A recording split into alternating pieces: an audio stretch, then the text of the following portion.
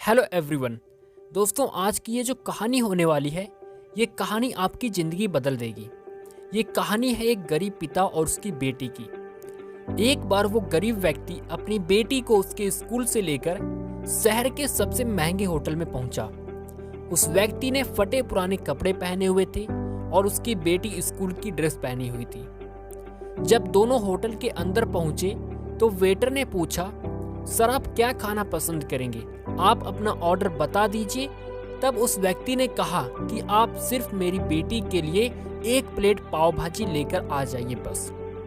Waiter ने कहा, sir आप कुछ भी नहीं लेंगे, आपके लिए भी कुछ लेकर आऊं? तो उस गरीब व्यक्ति ने उस वेटर से कहा, मेरे लिए कुछ नहीं, आज मेरी बेटी के लिए पार्टी है। मैंने अपनी बेटी से वादा किया था कि अगर तुम इस जिले में 10th क्लास में टॉप करोगी तो तुम्हें मैं सबसे महंगे होटल में पार्टी दूंगा, तो आप सिर्फ मेरी बेटी के लिए पाव भाजी ले आइए।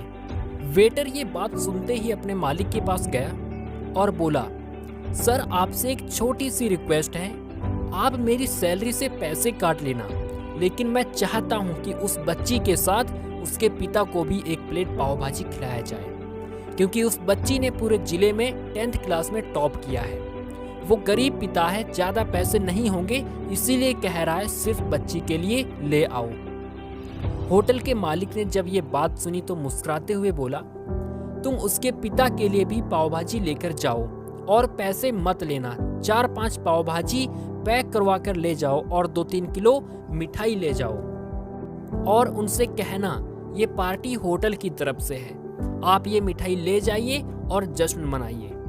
पिता और बेटी खुश हो गए और चले गए। कई साल बीत गए। उस गरीब पिता की लड़की अब यूपीएससी की तैयारी करके कलेक्टर बन चुकी थी और इत्तेफाक से उसी शहर में उसकी पोस्टिंग हुई थी जिस शहर में वो होटल था।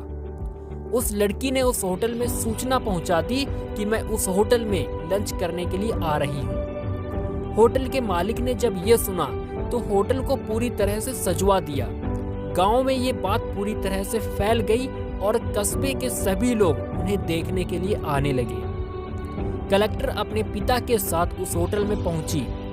कलेक्टर ने होटल के मालिक से कहा कि शायद आप मुझे पहचाने नहीं, हम वही पिता पुत्री हैं जो कि हमारे 10th क्लास में टॉप करने पर आपने मुझे पार्टी दी थी। हम वही पिता पुत्री हैं, आज फिर से आए हैं और आज पार्टी हम देंगे आपको, आपके पूरे स्टाफ को और पूरे गांव को, क्योंकि आपने गरीबी का सम्मान किया है।